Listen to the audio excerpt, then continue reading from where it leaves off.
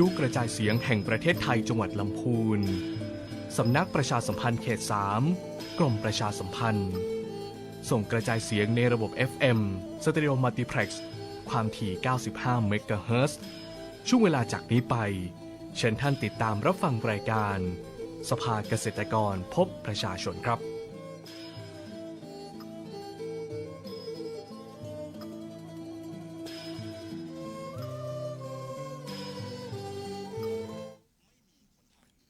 สวัสดีครับ สวัสดีครับผม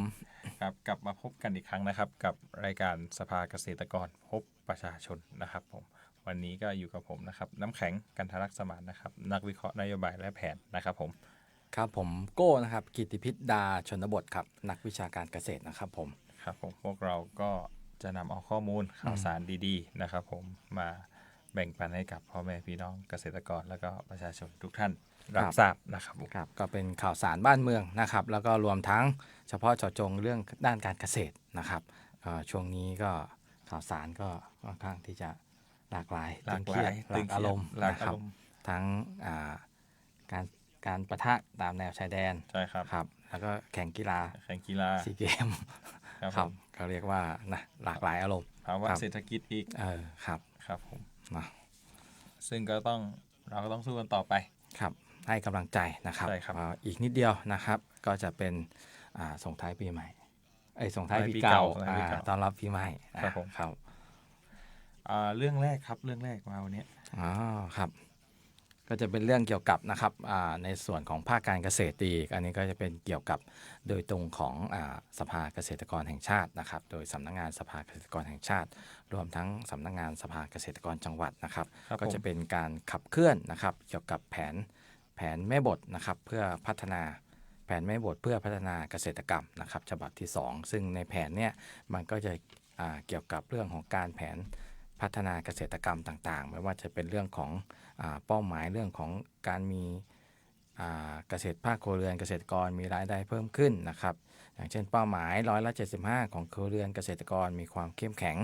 มูลค่าการส่งออกสินค้าเกษตรและอุตสาหกรรมเพิ่มขึ้น5%ต่อปีนะครับ GDP นะครับในประเทศสาขาเกษตรไม่น้อยกว่า4.5%ต่อปี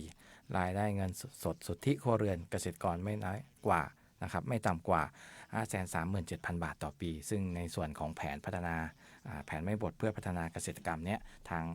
สภาเกษตรกรแห่งชาตินะครับก็ได้นำไปเสนอในหน่วยงานต่างๆก็คือล่าสุดนี้ก็ไปเสนอที่มหาดไทยนะครับเป็นการเดินหน้าขับเคลื่อนแผนแม่บทฉบับที่2นะครับโดยวันที่5พฤศจิกาก็คือเดือนที่ผ่านมาเนี่ยณห้องประชุมดำรงธรรมนะครับชั้น2ศาลาว่าการกระทรวงมหาดไทยนะครับสำนักงานปลัดกระทรวงมหาดไทยนะครับอันนี้ก็มีนายนฤทธิ์จำรีประธานสภาเกษตรกรแห่งชาตินะครับเราพร้อมด้วยผู้ช่วยศาสตราจารย์ทศพลสมพงศ์ประธานสภาเกษตรกรจังหวัดสกลนครและประธานคณะทำงานนะครับได้ร่วมกันนำเสนอแผนต่อนะครับโดยต่อกระทรวงมหาดไทยนะครับเพื่อจะร่วมกันขับเคลื่อนแผนแม่บทเพื่อพัฒนาเกษตรกรรมนั้นนะครับผมซึ่งไม่ได้มีแค่มหาดไทยนะครับแต่ว่าทางสภาเกษตรกรแห่งชาติของเราเนี่ยยังไปร่วมประชุมกับกระทรวงเกษตรและสหกรณ์นะครับร่วมขับเคลื่อนแผนแม่บทเพื่อพัฒนาเกษตรกรรมฉบับที่2ของสภาเกษตรแห่งชาติอีกด้วยนะครับโดยวันที่6พฤศจิกายน2568นะครับณห้องประชุม135กระทรวงเกษตรและสหกรณ์นะครับผมโดยการประชุมครั้งนี้เนี่ยสภาเกษตรกรแห่งชาตินะครับในฐานะหน่วยงานที่เป็นสื่อกลางในการประสานเชื่อมโยงกับเกษตรกรตั้งแต่ระดับพื้นที่จังหวัดและหน่วยงานภาครัฐนะครับได้นำเสนอประเด็นสำคัญเพื่อผลักดันให้แผนแม่บทนะครับเพื่อพัฒนาเกษตรกรรมฉบับที่2เนี่ยสามารถขับเคลื่อนในเชิงปฏิบัติได้อย่างเป็นรูปธรรมนะครับโดยมีสาระสำคัญเนี่ยดังนี้นะครับคือ 1. การชี้แจงสาระสำคัญของแผนแม่บทเพื่อพัฒนาเกษตรกรรมฉบับที่2นะครับ 2. แนวทางการขับเคลื่อนแผนแม่บทนะครับสู่การปฏิบัติร่วมกับกระทรวงเกษตรและสหกรณ์ 3. นะครับเสนอให้นำแผนแม่บทเนี่ยไปใช้ประกอบการจัดทำแผนพัฒนาเกษตรขออภัยนะครับแผนพัฒนาเกษตรและก็สหกรณ์นะครับ 4. นะครับหมายถึงเสนอให้แต่งตั้งผู้แทนสภาเกษตรกรแห่งชาติเนี่ย ร่วมเป็นคณะกรรมการนโยบายและแผนพัฒนาการเกษตรและสหกรณ์นะครับรวมถึง 5. เสนอให้ผู้แทนเกษตรกรระดับพื้นที่เข้ามามีส่วนร่วมนะครับให้ความเห็นในการจัดทำแผนพัฒนาการเกษตรและสหกรณ์ของจังหวัดอีกด้วยนะครับผม ครับก็ซึ่งแผนทั้งหมดเนี่ยนะครับที่สภาเกษตรกรแห่งชาติได้ร่วมเสนอหน่วยงานทั้งมหาดไทยก็ดีทั้งกระทรวงเกษตรและสหกรณ์ก็ดีนะครับก็จะนำไปสู่ของการขับเคลื่อนในการภาคปฏิบัตินะครับเชื่อได้ว่าในส่วนของกระทรวงทบวงกรมต่างๆก็น่าจะร่วมขับเคลื่อนโดยในส่วนของจังหวัดลำพูนของเราเองก็ดีนะครับแล้วก็วันที่ 23 ธันวาคม 2568 เนี่ยครับก็จะจัดเวทีนะครับขับเคลื่อนแผนแม่บทนะครับเพื่อพัฒนาเกษตรกรรมฉบับที่ 2 ดังกล่าวเนี่ยครับณห้องประชุมนะครับเทศบาลตำบลท่าทุ่งหลวงครับนะครับที่แม่ทาของเรานี่เองครับเชื่อในว่าวันนั้นก็จะมีหน่วยงานทั้งภาครัฐและภาคเอกชนรวมถึงเกษตรกรเข้าร่วมรับฟังแล้วก็ทำความเข้าใจกับเกี่ยวกับแผนต่างๆนะครับก็เชิญชวนทุกท่านเข้าร่วมนะครับครับแล้วก็ต่อมาครับก็จะเป็นประกาศของสำนักงานสภาเกษตรกรแห่งชาตินะครับเรื่องผลการเลือกสมาชิกสภาเกษตรกรแห่งชาติประเภทผู้ทรงคุณวุฒิด้านสัตว์หรือปศุสัตว์แทนตำแหน่งที่ว่างนะครับผมซึ่งเราก็ได้ประชาสัมพันธ์ไปก่อนหน้านี้แล้วนะครับถึงการรับสมัครใช่ครับซึ่งตอนนี้ได้แล้วครับก็คือนายบุญสืบแก้วกล้านะครับผมจะเข้ามาเป็นสมาชิกสภาเกษตรกรแห่งชาติประเภทผู้ทรงคุณวุฒิด้านสัตว์นะครับผมซึ่งสมาชิกที่เข้ามาใหม่นี่ก็รวมแล้วก็คือ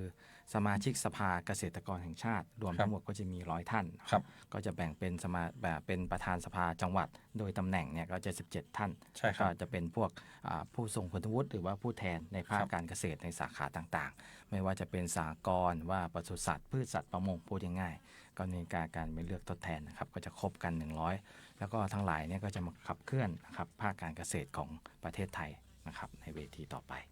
ครับผมโอเคนี่ก็เป็นในส่วนเนื้องานของสภาเกษตรกรจังหวัดแห่งชาติสภาเกษตรกรแห่งชาติแล้วก็จังหวัดในช่วงนี้นะครับผมต่อมาข่าวต่อไปครับใช่ครับเราก็จะเข้ามาสู่พยากรณ์อากาศเพื่อการเกษตรนะครับผมช่วงนี้ก็อากาศก็เดี๋ยวหนาวเดี๋ยวร้อนช่วง2-3 อาทิตย์ที่ผ่านมาเราก็จะมีสัมผัสอากาศหนาวเนาะแล้วตอนนี้ก็เริ่มอุ่นขึ้นนะครับแต่ว่าอย่างไรก็ดีก็ให้ทุกท่านติดตามสถานการณ์เนาะบางทีมันอาจจะอุณหภูมิอาจจะแปรเปลี่ยนแล้วก็ในช่วงวันที่17-18นะครับอาจจะมีฝนตกเล็กน้อยนะครับผมแล้วก็ในช่วงวันที่19ถึงวันที่21นี้จะมีอากาศเย็นมีหมอกในตอนเช้าแล้วก็อุณหภูมิลดลง 2-4 องศานะครับผมซึ่งยอดดอยเนี่ยเย็นหนาวเย็นแล้วก็หนาวจัดอาจจะมีน้ำค้างแข็งอุณหภูมิอยู่ที่4-15 องศานะครับผมที่ต้องระวังช่วงนี้เป็นพืชไร่ครับโดยระวังโรคพืชที่จะเกิดจากเชื้อราเช่นแอนแทคโนดนะครับผมในสตรอเบอรี่หรือว่า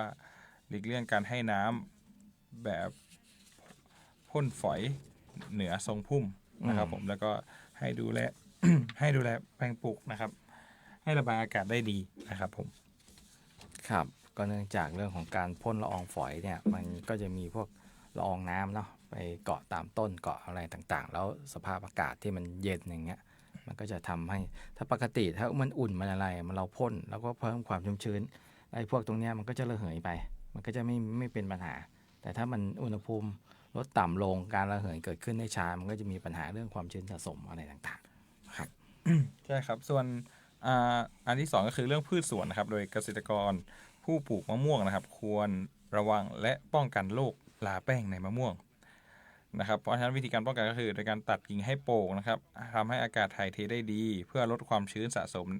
ภายในทรงพุ่มนะครับผมซึ่งจะช่วยลดภาวะที่เอื้อต่อการเกิดโรคนะครับต่อมาก็คือปศุสัตว์นะครับระยะนี้อากาศแปรปรวนนะครับเกษตรกรควรควบคุมอุณหภูมิอย่าให้มีการเปลี่ยนแปลงอย่างรวดเร็วโดยเฉพาะสัตว์เล็กควรมีหลอดไฟกกใช่ไหมฮะหลอดไฟกกเพื่อเพิ่มความอบอุ่นในโรงเรือนนะครับป้องกันสัตว์เลี้ยงหนาวเย็นนะครับผมในเรื่องของโรงเรือนสัตว์เลี้ยงนี่ก็ปกติเราก็จะเป็นโล่งเนาะโล่งแต่ก็พอเป็นโล่งทั้ง4 ด้านพอช่วงนี้มันมีเรื่องลมหนาวลงอะไรแล้วก็ สังเกตทิศทางลมที่ลมพัดเข้ามาเงี้ยมันอาจจะมีวัสดุที่ไปบังปิดไม่ให้ลมก็คือมันลมมันจะไปโกกกับตัวสัตว์แล้วตัวสัตว์มันก็จะหนาวบางทีเราอาจจะคิดว่าวัวควายมันไม่เป็นไรหรอกแต่ว่าถ้าเกิดมันลมโกกสะสมไปนานๆเนี่ยมันก็จะส่งผลเสียต่อสุขภาพสัตว์ได้เพราะฉะนั้นเนี่ยเราอาจจะหาวัสดุทางการเกษตรเช่นพวกเป็นลักษณะของมัดฟางอะไรต่างๆหรือเท่าที่หาได้นะครับแล้วก็ไปบังเพื่อให้มันลดไม่ให้ไปลมไปโกกโดยเฉพาะพวกสัตว์อ่อนอย่างเช่นเป็นลูกวัวลูกควายอย่างเงี้ยที่มันคลอดออกมาใหม่อย่างเงี้ยเรื่องของสภาพร่างกายเรื่องการปรับตัวอะไรต่างๆมันยังไม่ค่อยมีนะครับหรือว่าถ้ามันหนาวมากๆอะไรอย่างเงี้ยอาจจะต้องเพิ่มความอบอุ่นอย่างเช่นการสุมไฟอะไรต่างๆเนี่ยก็นั่นแหละอาจจะเพิ่มได้ด้วยแต่ถ้าเป็นพวกสัตว์เล็กเช่นพวกสัตว์ปีกพวกไก่งวงหรืออะไรต่างๆเนี่ยอาจจะเพิ่มหลอดไฟกกที่มันให้อุณหภูมิก็เป็นลักษณะของสีเหลืองนะครับเขาเรียกว่าวอร์มไวท์ถ้าจำไม่ผิดนะอันนี้ก็สามารถที่จะเพิ่มตรงหลอดไฟเงี้ยเพื่อให้ความอบอุ่นแก่พวกสัตว์เล็กก็คือพวกสัตว์ปีกอะไรอย่างเงี้ยก็เพิ่มได้อันนี้ก็เป็นทางเลือกแต่พวกนี้ก็ต้องระมัดระวังเรื่องของการเกิดอัคคีภัยนะครับอันนี้ก็ให้เฝ้าระวังกันด้วยนะครับพอเข้าหน้าหนาวก็เดี๋ยวจะมีข่าวเรื่องไฟไหม้อะไรตามมาอันนี้ก็ให้ระมัดระวังนะครับโดยเฉพาะพี่น้องเกษตรกรนะฮะที่เราทำการเกษตรอยู่กลางทุ่งไร่ทุ่งนาบางทีเราอาจจะอยู่คนเดียวแต่ถ้าเราอยู่ในชุมชนอาจจะมีเป็นหูเป็นตาแต่ถ้าเราอยู่คนเดียวหรือว่าอยู่2คนเนี่ยถ้าเรานอนหลับก็คือหลับเลยไม่มีใครมาเฝ้าระวังอันนี้ก็ให้เราระมัดระวังเนาะครับใช่ครับซึ่งพี่โก้รู้ไหมว่าเมื่อเข้าสู่ช่วงฤดูหนาวเนี่ยในช่วงหลังการเก็บเกี่ยวเนาะเกษตรกรส่วนใหญ่จะเริ่มทำการเพาะปลูกพืชผักแล้วการปลูกพืชในช่วงเนี้ยหากมีอากาศหนาวเย็นจัดเนี่ยพืชที่ปลูกจะเสี่ยงต่อการหยุดการเจริญเติบโตครับพี่การดูดซึมธาตุอาหารจะลดลงและที่สำคัญก็คือสภาพอากาศร้อนและแห้งในช่วงเวลากลางวันและก็อากาศชื้นในช่วงเวลากลางคืนหรือมีหมอกในช่วงเช้ามืดเนี่ยจะทำให้เกิดการแพร่ระบาดของโรคพืชบางชนิดได้ดังนั้นแบบเกษตรกรบ้านเราส่วนใหญ่ก็รู้หมดนะผมมั่นใจรู้วิธีป้องกันนี่รู้หมดแต่บางครั้งเราอาจจะแบบติดภารกิจหรือว่าเผลอเลยไปนิดนึงนะครับผมเพราะฉะนั้นเราอย่างน้อยคือเราต้องเตรียมวิธีเราต้องรู้จักวิธีการป้องกันการจัดการแล้วก็การจัดการโรคและแมลงศัตรูพืชนะครับเพื่อจะลดความเสียหายของพืชที่เราปลูกได้ซึ่งจริงๆแล้วความรู้พวกนี้มันต้องพัฒนาตลอดโลกเมื่อเราเจอเมื่อ10 ปีที่แล้วเนี่ยกับตอนเนี้ยมันอาจจะคนละระดับกันคนละระดับใช่ครับส่วนหนึ่งก็เป็นเรื่องของพวกมันเป็นสัตว์มันเป็นสิ่งมีชีวิตเนาะมันก็จะวิวัฒนาการไปเรื่อยบางทีเราอาจจะเป็นแมลงศัตรูพืชตัวนี้บางทีเราอาจจะแค่ขยี้ใบยาสูบแล้วลาดมันก็ตายหรือว่ามันก็หายแต่ทุกวันนี้พอลาดไปมากๆมันก็จะมีภูมิต้านทานภูมิคุ้มกันมันอาจจะไม่ไปอันนี้ต้องเฝ้าระวังนะครับแล้วก็หากเราเลือกที่จะปลูกพืชปลูกอะไรต่างๆเนี่ยมันก็มีขั้นตอนวิธีนะครับก็คือปลูกพืชอย่างไรให้รอดในช่วงหน้าหนาวนะครับก็คือ1ก็คือเลือกปลูกพืชที่ตลาดต้องการโดยเป็นพันธุ์ที่เหมาะกับอากาศหนาวเป็นพืชอายุสั้นเก็บเกี่ยวผลผลิตได้เร็วและดูแลรักษาง่ายอันที่ชัดๆนี่ก็คือพวกหอมใบนะครับหอมเรียกว่าอะไรนะหอมที่กินกับผัดไทยเป็นหอมอย่างเงี้ยพวกหอมพวกอะไรเงี้ยใบหอมดอกกระเทียมอะไรอย่างเงี้ยโซนนั้นครับไปอย่างเงี้ยที่เป็นอายุสั้นแถวบ้านเราก็แถวโฮ่งเนาะโฮ่งทุ่งหัวช้างหลีอะไรเงี้ยที่มีการปลูกหอมปลูกกระเทียมอะไรอย่างเงี้ยครับแล้วก็โดยปลูกพืชที่มีอายุสั้น2ก็คือมีแหล่งน้ำเพียงพอตลอดในฤดูกาลเพาะปลูกไม่ให้พืชขาดน้ำอันนี้สำคัญเลยเพราะว่าช่วงหน้าแล้งมันไม่ใช่ช่วงเหมือนช่วงหน้าฝนเพราะฉะนั้นเรื่องของปริมาณน้ำที่ใช้ในการทำการเกษตรเนี่ยต้องคำนวณหรือว่ามีอย่างเพียงพอเพราะบางทีเราไปติดช่วงที่พืชให้ผลผลิตอะไรต่างๆเนี่ยอย่างเช่นพืชที่กำลังจะลงหัวหรือว่าพืชที่กำลังจะติดผลถ้าเป็นในพวกตระกูลส้มเนี่ยกีบมันจะฝ่อไปเลยนะมันจะเป็นไม่มีน้ำไม่มีเต่งตึงเนี่ยถ้าน้ำไม่ถึงอันนี้ต้องระมัดระวังนะครับ3ก็คืออย่าให้น้ำมากเกินไปเพราะจะทำให้พืชเน่าตายอันนี้ก็สำคัญบางทีเราคิดว่าฝนไม่ตกไม่อะไรเอาแฉะเอาช่ำๆก็สุดท้ายมันถ้าน้ำมากเกินไปเนี่ยมันก็จะทำให้พืชเน่ารากเน่าโคนเน่าแล้วก็ตายไม่ให้ผลผลิตได้ 4ก็คือควรให้น้ำในช่วงเช้าหรือเย็นและไม่ควรให้น้ำตอนแดดจัดเพราะว่าจากสภาพอากาศที่เราได้นำไปเรียนไปแล้วว่ามันมีความต่างทั้งกลางวันกลางคืนบางทีเราไปให้เย็นจัดร้อนจัดเนี่ยเพราะเซลล์พืชเนี่ยมันจะปรับตัวไม่ทันมันก็จะทำให้เกิดปัญหาเกี่ยวกับสุขภาพของพืชได้นะครับ5ก็คือควรจัดหาวัสดุคลุมโคนต้นหรือแปลงพืชเพื่อรักษาความชุ่มชื้นในแปลงปลูกพืชนะครับแปลงปลูกอันนี้ชัดเจนนะครับพอถึงช่วงหน้าหนาวเนี่ยนะเรื่องของความชื้นในอากาศมันจะลดลงสังเกตยังไงสังเกตจากตัวเราเนี่ยครับเพราะว่าตัวเราเนี่ยมันจะเริ่มแตก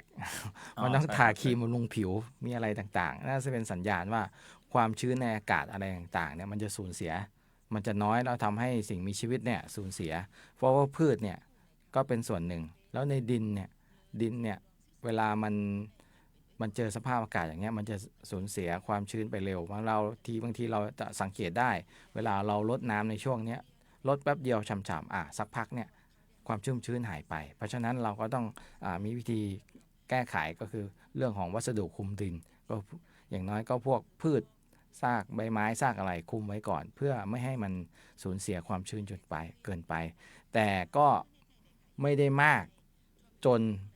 อากาศไม่ถ่ายเทเพราะมันสุดท้ายมันก็จะไปเกิดความร้อนพูดง่ายๆเพราะว่าอะไรมันหมักหมมอะไรต่างๆเนี่ยมันเกิดกระบวนการหมักอะไรเงี้ยมันจะเกิดความร้อนแล้วถ้ามันมากจนเกินไปมันจะไปส่งผลต่อทำให้รากพืชตายได้อันนี้ก็ต้องสังเกตนะครับเราสังเกตด้วยตัวเองว่าเราคุมแค่นี้พืชดีแล้วหนาเพิ่มอีกเริ่มโทรมอันนี้เราก็แก้ไขไปตามสถานการณ์เพราะเราจะรู้ดีที่สุดว่าพืชที่เราปลูกต้นไม้ที่เราปลูกมันแค่ไหนถึงพอดีนะครับต้องหมั่นเนาะต้องหมั่นตรวจสอบหมั่นสังเกตนะครับก็6นะครับหากพบอาการของโรคและการเข้าทำลายของแมลงศัตรูพืชให้รีบกำจัดทันทีอันนี้ก็ตรงตัวอยู่แล้วนะครับไม่ต้องอธิบายกันมากเนาะครับผมต่อมาก็จะเป็นโรคและ แมลงศัตรูพืชนะครับผมที่ต้องระวังในช่วงของอากาศหนาวนะครับผมซึ่งทางด้านโรคพืชก็จะมีโรคใบด่างเหลืองนะครับโรคราน้ำค้างโรคราแป้งโรคใบจุดสีม่วงโรคแอนแทคโนสนะครับผมโรคลาสนิมขาวนะครับเป็นต้นส่วนทางด้านแมลงศัตรูพืชเนี่ยที่ต้องระวังก็คือหนอนคืบกระหล่ำครับพี่โก้หนอนใยผักร่วงหมัดผักนะครับผมหนอนกระทู้ผักหนอนกระทู้หอมเมื่อกี้หรือว่าหนอนหนังเหนียวแล้วก็หนอนเจาะสมอฝ้ายไรแดงแอฟริกันแล้วก็สุดท้ายเป็นแมลงหวีขาวนะครับผมซึ่งหากเกษตรกรท่านใดนะครับมีข้อสงสัยเนี่ยแล้วต้องการคำปรึกษาเนี่ยขอแนะนำให้ที่ต้องการคำปรึกษานะครับข้อแนะนำที่เกี่ยวกับเรื่องโรคและแมลงศัตรูพืชครับสามารถติดต่อได้ที่หน่วยงานในสังกัดกรมส่งเสริมและการเกษตรในพื้นที่ของท่านได้เลยนะครับผมก็คือสำนักงานเกษตรอำเภอใกล้บ้านท่านรวมถึงศูนย์จัดการศัตรูพืชชุมชนนะครับผมแล้วก็กลุ่มอารักขาพืชสำนักงานเกษตรจังหวัดอันนี้ก็ในจังหวัดนะครับแต่ถ้าแบบในระดับภาคขึ้นมาหน่อยก็จะเป็นศูนย์ส่งเสริมเทคโนโลยีการเกษตรด้านอารักขาพืชอันนี้ของภาคเหนือเราอยู่ที่เชียงใหม่ครับครับใกล้ๆนี่เองใช่ครับกับอีกอันหนึ่งก็คือสำนักงานส่งเสริมและพัฒนาการเกษตรเขตที่1ถึง6ซึ่งของเราเนี่ยอยู่ที่เชียงใหม่เหมือนกันครับก็เรียกว่าใกล้ๆนะใช่ครับผมซึ่งถ้ามีปัญหาสามารถเข้าไปปรึกษานะครับพี่ๆเกษตรเขาเก่งแล้วก็มีความรู้เยอะแยะมากมายครับเพราะเรื่องโรคเรื่องอะไรนี่สำคัญเนาะอย่างที่เราย้ำไปทุกครั้งนะว่าถ้ามันเริ่มจากเล็กๆมันก็จะไปหาใหญ่แล้วมันก็สู่การระบาดนะครับแล้วก็ต่อไปเรื่องโรคพืชนะครับแล้วก็เราก็จะแนะนำนะครับอันนี้เมื่อเราเป็นในหน้าของวิถีชีวภาพนะชีวมวลใช้สิ่งมีชีวิตกำจัดสิ่งมีชีวิตนะครับก็คือพวกแมลงหางดีบแมลงอะไรต่างๆอันนี้เราก็จะเสนอเรื่องของแมลงหางดีบนะครับแมลงหางหนีบนะครับซึ่งเป็นแมลงตัวห้ำที่มีศักยภาพในการนำไปใช้ควบคุมแมลงศัตรูพืชลักษณะก็คือเป็นแมลงคานแล้วครับหางมันก็จะเป็นก้ามครับใช่เขาเรียกถึงว่าเรียกหางดีบบางทีเราเห็นเนี่ยถ้าเป็นเด็กอะไรต่างๆเราจะกลัวใช่ครับแต่ว่ามันเป็นแมลงที่มีประโยชน์ทางการเกษตรเพราะว่ามันเป็นตัวห้ำคือกินพวกแมลงชนิดอื่นนะครับนั่นแหละเขาเรียกว่าตัวห้ำนะครับชอบอยู่ในที่มีความชื้นหลบซ่อนตัวอยู่ตามซอก กาบใบหรือตามพื้นดินที่มีเศษใบไม้อันเนี้ยเวลาเราเอาเศษใบไม้ไปคลุมโคนต้นไม้เพื่อเก็บรักษาความชื้นที่แนะนำกันไปก่อนหน้านั้นนะครับมันก็จะเป็นสร้างแหล่งอาศัยให้แมลงหางหนีบตัวนี้ด้วยนะครับสามารถหาเหยื่อตามซอกมุมได้ดีตัวอ่อนและตัวเต็มใบช่วยควบคุมแมลงศัตรูพืชได้หลายชนิดนะครับเช่นนะครับไข่หนอนผีเสื้อชนิดต่างๆโดยเฉพาะผีเสื้อกลางคืนนะครับท่านที่ปลูกพวกผลไม้เนี่ยจะทราบดีนะครับพวกผีเสื้อกลางคืนต่างๆมันจะเป็นศัตรูทางธรรมชาติของพวกผลไม้นะครับหนอนชนิดต่างๆเช่นหนอนกออ้อยหนอนเจาะลำต้นข้าวโพดหนอนกระทู้ข้าวโพดหนอนเจาะสมอฝ้ายหนอนเจาะเปลือกลำต้นรองกองอันนี้ของเราก็ชัดเจนเรื่องของกระทู้ข้าวโพดเพราะว่าโซนทางทุ่งหัวช้างโซนสายล่างเราจะปลูกข้าวโพดกันเยอะเพราะงั้นก็ควรที่จะอนุรักษ์ตรงนี้ได้เพี้ยเนี่ยเพี้ยต่างๆก็เช่นเพี้ยอ่อนเพี้ยแป้งแมลงดำหนามมะพร้าวอันเนี้ยก็ที่บอกไปเมื่อกี้ว่าเพี้ยแป้งระบาดในต้นมะม่วงนะถ้ามันมีแมลงหางหนีบอันเนี้ยมันก็จะไปช่วยในการกำจัดได้นะครับแล้วก็การนำไปใช้นะครับปล่อยแมลงหางหนีบนะตั้งแต่วัยจนถึงตัวเต็มวัยนะครับเพื่อควบคุมแมลงศัตรูพืชนะครับอัตรานะครับ200ตัวต่อไร่นะครับแล้วก็ปล่อยแมลงหางหนีบ1-2 ครั้งต่อฤดูปลูกและควรปล่อยในช่วงเย็นอันนี้สำคัญเลยนะครับแล้วก็ต้องหมั่นศึกษาเรียกว่าใช้แมลงควบคุมแมลงเนาะครับผมซึ่งของผมเนี่ยของพี่เป็นใช้แมลงใช่ไหมครับแต่ของผมเนี่ยเป็นใช้สารเคมีพันนะครับผมซึ่งเป็นเขาบอกว่าในข้าวโพดซึ่งสารเคมีพันเนี่ยที่ใช้จำกัด3โรคหลักในข้าวโพดเนี่ยมันมีอะไรบ้างใช่ไหมพี่ครับ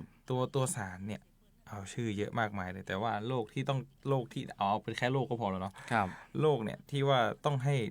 สารเคมีพันช่วยเนี่ยคือ1คือโรคกาบใบไหม้นะครับในข้าวโพดนะครับ2โรคใบไหม้แผลใหญ่3ก็คือโรคราสนิมนะครับผมอันเนี้ยซึ่งการพ่นเนี่ยก็จะพ่นแบบเขาเรียกว่าพ่นแบบกระจายเนาะใช่ครับกระจายออกไปครับโดยเฉพาะเรื่องของข้าวโพดที่ว่าเราแนะนำกันไปครั้งก่อนเรียกว่าเป็นสายล่างนะโซนลีทุ่งหัวช้างที่เราปลูกกันนะเป็นเชิงเขาตรงนี้ก็ให้มันระวังเพราะว่าเชื่อว่ามันก็จะติดฝักติดอะไรกันหมดแล้วล่ะเพราะงั้นถ้ามันมีพวกหนอนพวกอะไรไปเจาะเนี่ยมันจะทำให้เรื่องของผลผลิตได้ก็จะลดต่ำลงนะครับหากใช้วิธีชีวมวลใช้แมลงอะไรเงี้ยมันไม่ได้ผลมันก็จะเป็นที่จะต้องใช้ยาอะไรต่างๆในการกำจัดเนาะใช่ครับครับซึ่งของตัวเนี้ยเราก็จะมีเมื่อกี้เรามีการใช้สารพี่ต่อไปก็คือเป็นวิธีการใช้สารอย่างปลอดภัยนะครับผมใช่ครับในการพ่นเนี่ยก็เชื่อว่าเกษตรกรชาวจังหวัดลำพูนของเราเนี่ยก็น่าจะพ่นได้ถูกต้องแล้วแหละแต่ว่าเราก็ย้ำเตือนกันอีกทีหนึ่งเนาะเพราะว่าอันนี้มันก็ส่งผลถึงตัวเกษตรกรโดยตรงนะครับวิธีนะครับการใช้สารเคมีกำจัดศัตรูพืชเลือกให้ถูกให้เป็นให้ปลอดภัยนะครับก็คือเลือกใช้สารให้ตรงกับศัตรูพืชนะครับโดยใช้สารเคมีที่แนะนำสำหรับกำจัดศัตรูพืชเป้าหมายชนิดนั้นโดยเฉพาะเนี่ยเพราะบางทีเราอาจจะได้เห็นว่ามันเป็นแมลงนั้นให้ไปใช้ยาตัวนี้มันก็ใช้ได้อันนี้ไม่ควรนะครับเพราะหนึ่งก็คือว่ามันไม่ได้รับรองผลว่ามันจะได้ผลจริงๆเพราะมันไม่ได้ใช้เฉพาะต่อโรคและแมลงนั้นเพราะเรื่องของการคมนาคมในปัจจุบันเนี่ยมันไปมาสะดวกแล้วเพราะฉะนั้นเนี่ยการเข้ามาหาซื้อพวกเคมีพันธุ์ชีวพันธุ์อะไรต่างๆเพื่อให้มันเหมาะสมกับโรคน่าจะเป็นทางเลือกที่ดีกว่านะครับคือ2ก็คือเมื่อเราได้ยาได้ชีวพันธุ์เคมีพันธุ์ที่ตรงกับโรคนั้นๆนะเราควรที่จะมาอ่านฉลากอย่างละเอียดทุกครั้งนะครับถึงโดยเฉพาะวิธีใช้วิธีผสมอันนี้สำคัญเลยวิธีผสมวิธีใช้เนี่ยบางทีเขากำหนดว่า1:200 ลิตร1ลิตรต่อ200ลิตรเราอย่าไปขี้เหนียวไปเอา250อย่างเงี้ยตัวยามันจะไม่เข้มข้นตัวยามันจะไม่ถึงโดสมันไม่ได้ครับมันไม่ถึงว่าไงพอเราไปฉีดพ่นฉีดอะไรต่างๆเนี่ยพวกแมลงศัตรูพืชหรือว่าโรคอะไรต่างๆเนี่ยมันจะไม่ได้รับสารเคมีที่จะพอที่จะเป็นอันตรายต่อตัวมันหรือว่าพอที่จะทำลายมันได้ แต่บางคนก็บอกเอาเข้มๆเลยเขากำหนด1:200งั้นเราเอา150ถามว่าได้ไหมมันก็ได้แต่ว่ามันจะสิ้นเปลืองเพราะว่ามันหายไป50 ลิตรเนี่ยมันฉีดได้เกือบครึ่งไร่เลยนะแล้วทีนี้มันหลายๆครั้งฉีดได้หลายครั้งมันก็เป็นเงินมันก็จะสิ้นเปลืองเพราะฉะนั้นดีที่สุดก็คือใช้ตามคำแนะนำที่เขาระบุในฉลากข้างขวดนะครับแล้วก็เลือกวิธีการพ่นให้เหมาะสมนะครับเช่นผสมน้ำมากผสมน้ำน้อยอย่างเงี้ยฉีดพ่นเป็นฝอยมากฝอยน้อยอย่างเงี้ยบางทีเราปรับให้มันเป็นฝอยเลยอย่างเงี้ยบางทีมันออกแต่ว่าในการไปสัมผัสอย่างเงี้ยเพราะเรานึกถึงภาพการฉีดแล้วเรายืนห่างอย่างเงี้ยว่าเราฉีดไปเจาะอย่างเงี้ยบางทีจังหวะอย่างนี้มันไปกระทบเนี่ยมันเป็นฝอยออกไปก่อนมันไม่โดนตัวแมลงหรือว่าโดนตำแหน่งของโรคเพราะฉะนั้นเนี่ยเราก็ต้องสังเกตและปรับให้เหมาะสมนะครับแล้วทีนี้พอช่องทางนะครับที่มันจะเข้าสู่ร่างกายเนี่ยก็มาจากการทางปากนะการหายใจแล้วก็ทางผิวหนังทางปากก็แน่นอนละเราก็ใส่หน้ากากครอบการหายใจก็เป็นหน้ากากเต็มใบนะครับที่เราใช้อยู่แล้วก็ทางผิวหนังเนี่ยเสื้อผ้าเราก็ใส่ให้ชัดเจนแล้วก็ถุงมือเราก็ใส่ให้เรียบร้อยคือเรื่องพวกนี้มันมองไม่เห็นเนาะเราอย่าไปเก่งกับมันพูดง่าย ใช่ใช่ เพราะฉะนั้นเนี่ยเราปกป้องไว้ก่อนแล้วพวกเนี้ยมันสะสมทีละเล็กทีละน้อยครับถ้าเราไม่ใช่ใช้ปริมาณมากตรงๆเราจะไม่รู้สึกหรอกแต่ถ้าฉีดเสร็จปุ๊บเวียนหัวเวียนอะไรนั่นแสดงว่าคือโดนเต็มแล้วเพราะฉะนั้นเรื่องพวกนี้เราก็ต้องป้องกันไว้ก่อนคือสวมหน้ากากเต็มใบก็คือที่ครอบทั้งหน้าครอบทั้งจมูกปิดปากแล้วก็สวมถุงมือนะครับแล้วพอหลังจากฉีดเสร็จฉีดอะไรต่างๆเนี่ยเราก็ต้องไปอาบน้ำนะครับอาบน้ำล้างตัวให้สะอาดเพื่อจะบางทีเราคิดว่าเราใส่เสื้อผ้ากันแล้วบางทีมันอาจจะเป็นเล็ดลอดเข้ามาเรามองไม่เห็นเนาะบอกว่าได้กลิ่นมันไม่ได้กลิ่นเพราะว่าเราใส่หน้ากากครอบแล้วถ้าเราได้กลิ่นเนี่ยคือหน้ากากเรารู้ว่าใช่ครับอันนี้อันตรายนะครับฝากดีๆก็มันไม่ได้กลิ่นอย่างถูกแล้วเพราะว่าเราใส่หน้ากากครอบนะครับเพราะฉะนั้นเนี่ยเวลาเราเสร็จเรียบร้อยแล้วเราก็ต้องอาบน้ำแล้วพวกเสื้อผ้าพวกอุปกรณ์ต่างๆต้องล้างให้สะอาดผึ่งให้แห้งเพื่อกำจัดพวกฤทธิ์ยาที่ปนเปื้อนอะไรต่างๆนะครับแล้วก็ไอ้พวกอย่างเนี้ยถ้าให้ดีเนี่ยควรจะแยกนะไม่ได้แบบปล่อยไหลลงคลองไปเลยใช่ควรให้มันมีแหล่งพักแหล่งอะไรต่างๆเพื่อมาพักไว้แล้วก็ให้มันระเหยฆ่าเชื้อด้วยแสงแดดอะไรต่างๆเพราะอันนี้อย่าลืมว่ามันก็คือเป็นสารเคมีนั่นแหละมันก็เป็นอันตรายต่อสิ่งแวดล้อมได้ก็เหมือนว่าจิตสาธารณะครับก็คือรับผิดชอบเนาะต่อชุมชนต่อสังคมต่อสิ่งแวดล้อมเพราะสุดท้ายคือดินดีน้ำดีมันก็ส่งผลให้การทำเกษตรที่ดีนั่นเองนะเกือบลงไม่ได้เกือบโอเคครับเรื่องต่อไปเรื่องต่อไปนี้เป็นเรื่องประกาศของกระทรวงเกษตรและสหกรณ์ครับเรื่องมาตรการการป้องกันและแก้ไขปัญหา PM 2.5 ภาคการเกษตรฉบับที่2ปี2568นะครับผมเริ่มบังคับใช้ตั้งแต่วันที่1กุมภาพันธ์2569นะครับผมโดยนิยามสำคัญของเรื่องนี้ก็คือการเผาในพื้นที่การเกษตรนะครับช่วงเวลาห้ามเผาเนี่ยเด็ดขาดเลยนะครับพี่โก้ก็คือ1กุมภาพันธ์2569ถึง31มีนาคม2569ซึ่งเผาเนี่ยเป็นการกระทำของเกษตรกรเองหรือว่าทำให้ผู้อื่นเผาในพื้นที่ตนเนี่ยก็ถือว่าเป็นความผิดก็คือต้องหมายถึงว่าต้องช่วยกันป้องกันและช่วยกันสอดส่องดูแลใช่ครับซึ่งเขาจะบอกว่าโอ้ยผมเผาตรงนี้ไม่มีใครรู้หรอกอันนี้ไม่ใช่ละตอนเนี้ยเพราะว่ากระบวนการตรวจสอบและคัดกรองนะครับมันเริ่มจากว่าตรวจสอบและจับพื้นที่เผาไหม้เนี่ยจากเบิร์นสแกนก็คือจากเบิร์นสกาก็คือดาวเทียมครับแล้วก็จะทางสปกสเนี่ยเขาก็จะส่งข้อมูลไปที่กรมส่งเสริมการเกษตรแล้วก็ประสานคณะกรรมการระดับหมู่บ้านชุมชนเพื่อตรวจสอบข้อเท็จจริงนะครับผมแล้วก็เมื่อประสานคณะกรรมการระดับหมู่บ้านชุมชนตรวจสอบข้อเท็จจริงเสร็จแล้วเนี่ยก็จะแจ้งผลการตรวจสอบเพื่อดำเนินการครับซึ่งหลังๆมาเนี่ยเราจะเห็นว่านโยบายของภาครัฐเนี่ยสำหรับ เรื่องการป้องกันการเผาเนี่ยมีเยอะมากครับแล้วก็เข้มข้นเนาะแล้วก็เข้มข้นโดยใช่ครับเฉพาะเรื่องของการสอดส่องแล้วจับพิกัดเนี่ยบางทีเราคิดว่าเราเผาแล้วไม่มีใครเห็นตรงเนี้ยมันไม่ใช่นะครับใช่ครับเพราะว่าในส่วนของข้อมูลอะไรต่างๆเนี่ยที่เราไปขึ้นทะเบียนเล่มเขียวอะไรต่างๆเนี่ยมันจะมีแกน x แกน y หรือว่าพิกัดในแผนที่เรียบร้อยแล้วใช่ครับตรงนี้สำคัญเพราะฉะนั้นเราต้องดูแลในพื้นที่ของเราให้ชัดเจนบางทีเราเผาหรือว่ามีคนมาเผาหรือว่ายังไงก็แล้วแต่มันเกิดการเผาขึ้นในพื้นที่เรามันก็เป็นความรับผิดชอบของเราต้องดูแลแล้วตรงนี้มันสามารถที่จะเช็คได้พอเขาส่องใช้ดาวเทียมทุกวันนี้ใช้ดาวเทียมก็เหมือนที่รบปะทะที่ชายแดนนะครับเขาก็ใช้ดาวเทียมส่องลงมาเขาก็เห็นหมดในระยะ100 เมตร200 เมตรแล้วแต่ความละเอียดความชัดของดาวเทียมนั้นๆน่ะแล้วก็มาพล็อตกราฟพล็อตพิกจุดนะครับแกน x แกน y อย่างเงี้ยมันสามารถที่จะระบุได้ว่าเนี่ยมันเป็นพื้นที่จริงๆมันเป็นเกิดการเผาจริงๆเพราะฉะนั้นเนี่ยให้พ่อแม่พี่น้องเกษตรกรในพื้นที่อันดับแรกเราต้องยังไงฮะรับผิดชอบพื้นที่ของตัวเองครับเราต้องหมั่นสอดส่องตรวจตาฉันไม่ได้เผาก็ต้องห้ามคนอื่นไม่ให้มาเผาในพื้นที่ของฉันเพราะว่าอย่างที่เราเห็นในพื้นที่การเกษตรต่างๆเนี่ยมันเป็นส่วนใครส่วนมันบางทีมันเผาจากพื้นที่อื่นแล้วมันปลิวมาตกในพื้นที่เรามันก็มีได้โดยเฉพาะทุกวันนี้ถ้าหากใครดูข่าวอะไรต่าง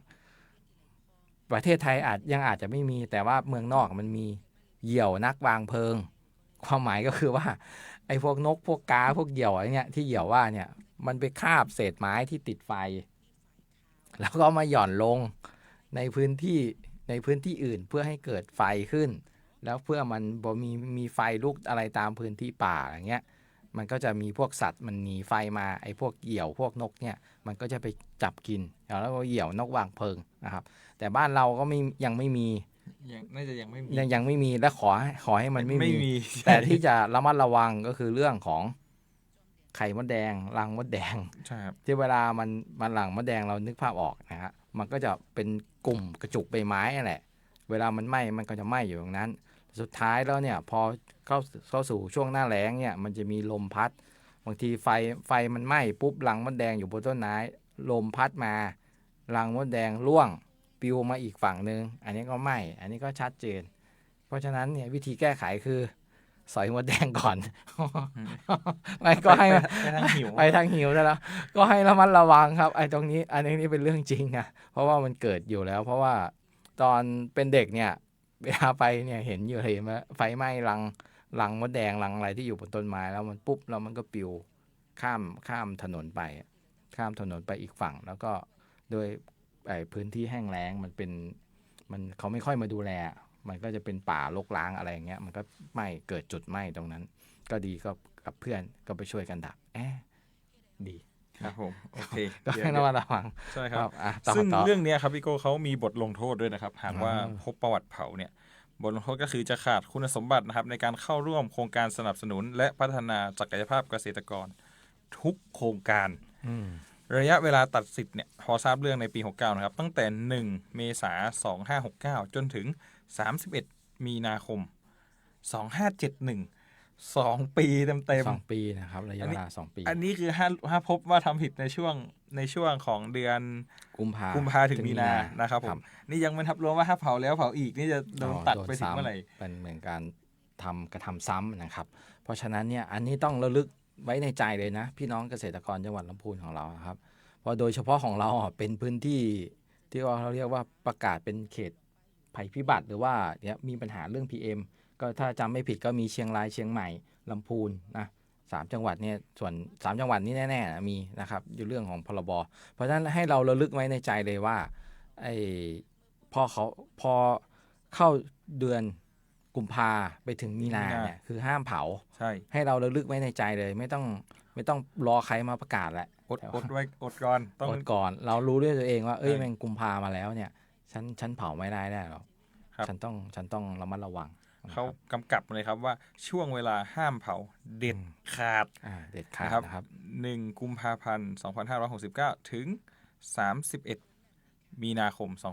2569นะครับผมนั่นแหละ พอฉลองปีใหม่เสร็จเข้าสู่เดือนแห่งความรักก็เตรียมตัวได้เลยซึ่งเขาแต่เขาให้ทางออกมันก็คือการสนับสนุนจากภาครัฐ เพื่อให้หยุดเผาเนี่ยก็จะมีองค์ความรู้เกษตรปลอดการเผานะครับผมรวมถึงเทคโนโลยีและเครื่องจักรทางการเกษตร หรือแนวทางปัญหาจัดการวัสดุเหลือใช้ แล้วก็การส่งเสริมการรวมกลุ่มและการสร้างแรงจูงใจทางเศรษฐกิจ ก็คืออันนี้เป็นมันช่วยกันครับเรื่องเนี้ยมันไม่ใช่แค่ว่าพี่หยุดคนอันนี้หยุดมันต้องช่วยกันทั้งหมดหยุดมันมีช่วงของมันอยู่ครับของเราหลักๆนี่ก็ถ้าเป็นโซนล่างก็จะเป็นเรื่องของข้าวโพดนะครับโซนอื่นก็จะเป็นเรื่องของลำไยแต่ว่าลำไยของเราดีหน่อยว่ามันออกช่วงเดือนมิถุนาพฤษภามิถุนาพอเราเอามาอบอะไรต่างๆแล้วเปลือกลำไยตรงเนี้ยเราสามารถที่จะเอาไปบำรุงดินหรือว่าทำวิธีอื่นๆได้แต่ถ้ามาลำไยมาออกช่วงนี้แล้วอบเสร็จปุ๊บเปลือกลำไยไม่รู้จะเอาไปทิ้งไหนไปเผาอย่างที่เคยเจอมาครับที่ล่าสุดที่ว่าไปเจอเอาเปลือกลำไยไปเผาแล้วก็มีการไปจับดำเนินคดีอันนั้นก็ระมัดระวังของเราก็จะเป็นห่วงเรื่องของโซนสายล่างนะที่มีเรื่องเกี่ยวกับข้าวโพดเพราะว่าเรื่องลำไยอะไรต่างๆก็เชื่อว่าน่าจะตัดแต่งกิ่งอะไรกันพร้อมที่จะทำนอกฤดูกันแล้วนะก็ให้ระมัดระวังซึ่งตรงนี้มันก็จะมาต่อเนื่องนะครับเมื่อเราเผาอะไรเมื่อเราไม่เผาเมื่อเราไม่เผามีการขึ้นทะเบียนอะไรเรียบร้อยแล้วเนี่ยบางคนบางท่านเนี่ยเนื่องจากอันนี้ก็เราพูดกันตรงๆว่าภาคการเกษตรของเราโดยเฉพาะจังหวัดลำพูนเนี่ยส่วนใหญ่ก็เป็นผู้สูงอายุ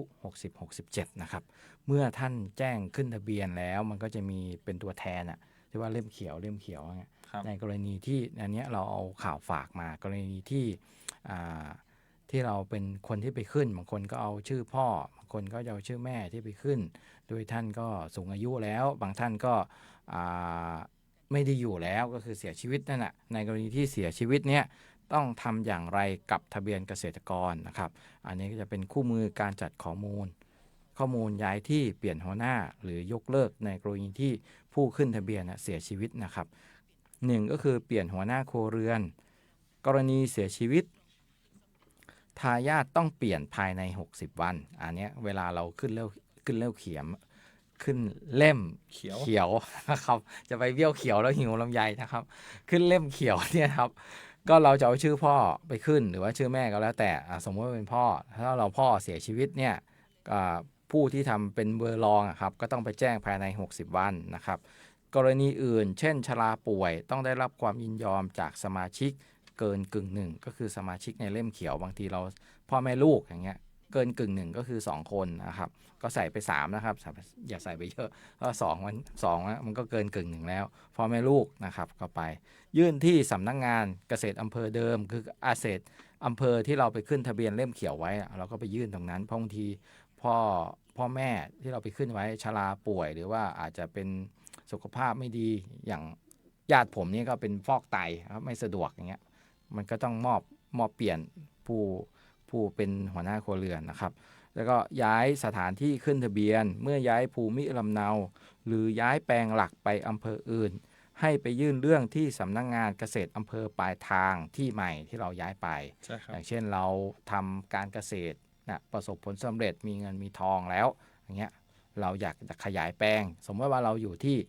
ป่าซางนะครับเราไปทำการเกษตรไปซื้อที่แห่งใหม่อยู่ที่สายล่างอยู่ที่ลี้หรือว่าทุ่งหัวช้างก็ดีนะครับแล้วก็ไปแจ้งที่ปลายทางเป็นนะครับแล้วก็การขอยกเลิกทะเบียนสาเหตุเราต้องแจ้งสาเหตุเลิกทำการเกษตรเปลี่ยนอาชีพหรือไม่ประสงค์ขึ้นทะเบียนนะครับกรณีหัวหน้าตายไม่มีสมาชิกเหลือให้ทายาทผู้นำชุมชนแจ้งยกเลิกไปขึ้นทะเบียนแล้วเนี่ยถ้าเราไม่ทำเราก็ต้องแจ้งยกเลิกด้วยนะครับอันนี้สำคัญเลยนะครับเพราะว่าเจ้าหน้าที่เนี่ยเขาจะได้อัปเดตข้อมูลให้มันเป็นปัจจุบันเนาะครับ4คือการสิ้นสุดสถานภาพหากไม่ปรับปรุงข้อมูลติดต่อกันเกิน3ปีจะพ้นสภาพเกษตรกรทันทีดังนั้นเราต้องโปรดแจ้งปรับปรุงข้อมูลทุกปีอันนี้สำคัญเพราะบางทีเราแบบทำการเกษตรทำอะไรต่างๆเนี่ยเรารู้สึกว่ามันไม่ได้ผลผลิตหรือว่าไม่คุ้มอย่างเงี้ยบางทีบางท่านเนี่ยก็คือเลิกอาชีพแล้วไปทำอาชีพอื่นไปเข้าโรงงานนิคมหรือว่าไปรับจ้างอะไรอื่นก็แล้วแต่ไม่ไปแจ้งยกเลิกอันเนี้ยหรือว่าไม่ไปแจ้งปรับปรุงข้อมูลอย่างเงี้ย แล้วจะกลับมาทำใหม่ ๆ สรุปข้อมูลท่านอ่ะ ไม่ พ้น ได้ สภาพเกษตรกรไปแล้ว เพราะ3 ปีเนี่ยมันพ้นสภาพนะครับ อันนี้ก็ต้องให้ระลึกไว้ใจ เพราะสุดท้ายทั้งหมดทั้งมวลเนี่ยการขึ้นทะเบียนเกษตรกรเนี่ยมันก็จะเป็นการรักษาสิทธิ์ ใช่ค แล้ รับ วก็สงวนสิทธิ์แล้วก็ใช้สิทธิ์ของท่านเอง ประเด็นคือมันจะมีปัญหาแบบว่าทำไมอันนี้ผมไม่ได้สิทธิ์ปุ๊บ อ่า แล้วพอไปตรวจพ้นสภาพพี่ไม่ได้มาอันนี้ อ่า ปรับปรุงอะไรเงี้ยครับ ครับสำคัญเลยนะครับ อันนี้เราต้องระลึกไว้ เพราะฉะนั้นเนี่ย2 เรื่องนะครับเกี่ยวกับเรื่องนี้คือ 1. ห้ามเผาเด็ดขาดนะครับ ตั้งแต่กุมภาถึงมีนานะครับ เดือนแห่งความรักไปจนถึงเดือนมีนา อันนี้ระลึกเลยนะครับห้ามเผาเด็ดขาด ไม่ต้องรอใครมาประกาศนะครับ เราประกาศไว้ในใจตัวเอง กุมภามีนาห้ามเผาเด็ดขาดนะครับ 2. การขึ้นทะเบียนเกษตรกรต้องปรับปรุงข้อมูลให้เป็นปัจจุบัน ถ้าขาดการปรับปรุงต่อเนื่องกัน 3 ปีนะครับพ้นสภาพเกษตรกรทันทีนะเรื่องนี้นะครับ ใช่ครั ครับ บ แล้วก็อันนี้อีกครับ อีกนิดหนึ่งครับอีกนิดหนึ่งอันนี้เป็นโค้งสุดท้ายแล้วของการรับสมัครนักศึกษานะครับผมคณะเกษตรศาสตร์และทรัพยากรธรรมชาติมหาวิทยาลัยพะเยานะครับผมเปิดรับสมัคร และคัดเลือกบุคคลเพื่อเข้าศึกษาในมหาวิทยาลัยพะเยานะครับระดับปริญญาตรีประจำปีการศึกษา 2569 นะครับหลักสูตรวิทยาศาสตร์บัณฑิต สาขาเทคโนโลยีและนวัตกรรมประมงนะครับผมสาขาวิชาเกษตรศาสตร์นะครับผมสาขาวิชาความปลอดภัยทางอาหารนะครับผมสาขาวิชาวิทยาศาสตร์และเทคโนโลยีการอาหาร แล้วก็สาขาวิชาสัตวศาสตร์นะครับผมซึ่งเป็นหลักสูตรเทคโนโลยีบัณฑิต สาขาวิชาเทคโนโลยีการเกษตรเนี่ยครับผมโดยรวมนะครับเนี่ยโค้งสุดท้ายก็คือเขาเปิดรับสมัครตั้งแต่ 28 ตุลาจนถึง 26 ธันวา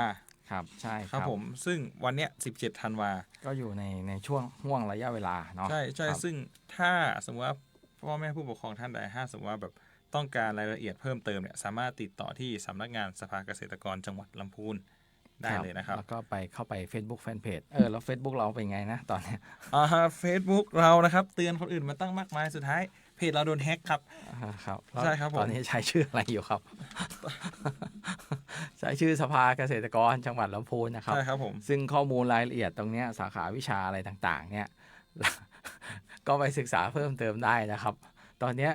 ผู้ติดตามเราจาก 5-6 พันนะครับ เหลือแค่ 500 ก็อยากจะให้ ไปช่วยกันSubscribeให้หน่อยนะครับ ใช่ครับผมไปช่วยกันกดติดตามครับผมเดี๋ยวว่าแบบไม่เห็นเคลื่อนไหวอะไรเลยอ๋อเพจเราโดน